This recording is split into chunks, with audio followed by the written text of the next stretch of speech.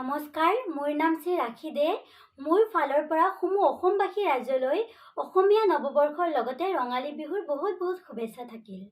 আজি যিহেতু ৰঙালী বিহু, সেই বুলি মই এটি নিজে কবিতা লিখিছোঁ। কবিতাটিৰ নাম হ'ল ৰঙালী, আৰু আপোনালোকৰ মাজত মই আবৃত্তি কৰি দেখুৱাম।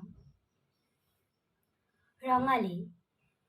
গছৰ পাত সৰে সৰে, বহাগ আহে পৰে পৰে। তাৰ মাজত কুলিয়ে বিনাই নতুন বছৰ আহি পালে। হেঁপাহৰ ৰঙালী, তই আকৌ আহিলি, লগতে আনিলি কি?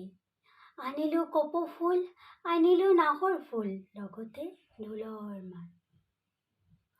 ফাগুনক বিদায় দি বসন্তক আদৰি, কুলিয়ে মাতিলে হেঁপাহৰ বিহুটি। বসন্তৰ লগত ৰঙালী আহে, ঢোল গগনাৰ মাত লগাই। সেই মাতত বলিয়া হৈ জুৰে ডেকা গাভৰুৱে নাচ। ধন্যবাদ।